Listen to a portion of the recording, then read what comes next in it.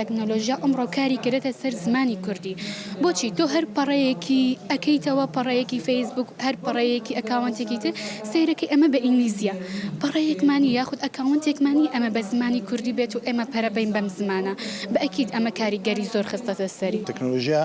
تۆ سەیری مۆبایلەکەی خۆت کە ڕۆژانە لەوانەیە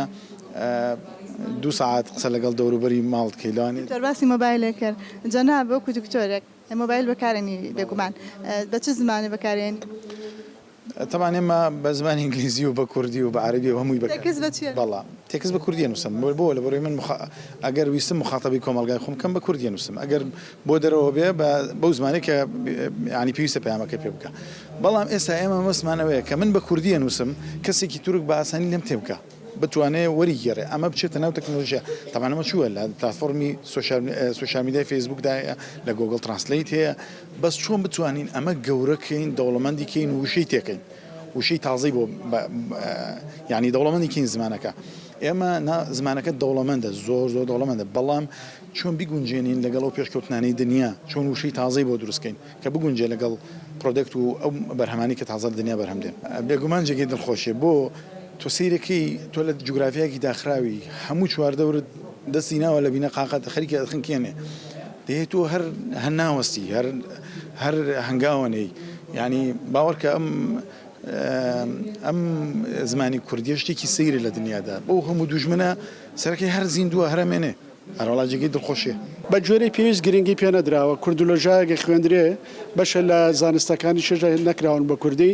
هەندێک لە بەشە لە خوێندکارەکانیشمان ڕەنگە نەزانن بە کوردێکی پارا قسە بکەن لەبەرەوە ئەتوانم بڵم لەو سەردەمایە یا لەو ناوەندایە کێشەمانەیە سیاسەتێکی زمانی نیشتیمانی تۆکمەمانە بێ بە گوێرەی ئەوە هەموو ناوەندە جۆرا و جۆرەکان و کایە جۆرا و جۆرەکان ئەزانین چۆن مامەڵیان لەگەڵ بکەن زانکۆ پەیمانگاکان بە پێی ئەو توانایی کە هەیەە کەم تا زۆر توانیویانە کاریگەرێکی باش لەسەر زمانی کوردی دروستکەن بەڵام هێشتا لە طموحی ئێمەیان نییە لە طموحی نەوەی داهاتووان نییە چونکە خۆتانزان نەوەی داهاتوو وا فێرکراون کە شانازی بە زمانێکی ترەوە بکەن پێویستە ئەم عەقڵیەتە لە مێشکی ئەم خوێندکارانە بگۆڕین و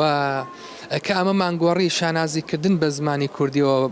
بخینە جێگەی ئەوە کە شانازی بە زمانەکەی خۆیانەوە بکەن کە توانین بڵێن نوێمین زمانی دنیا لە ڕووی وشە و زاراوەوە و 59مین زمانی دنیا لە ڕووی قسە پێکەرانیەوە کە لەو زمانە زیندوانی دنیاە کە لە 7000 زمان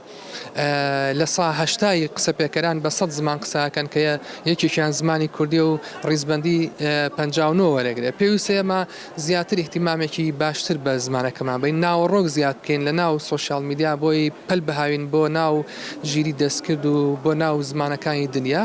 ئەمانە هەمووی واکە کە زمانی کوردی بەرەو پێش ببین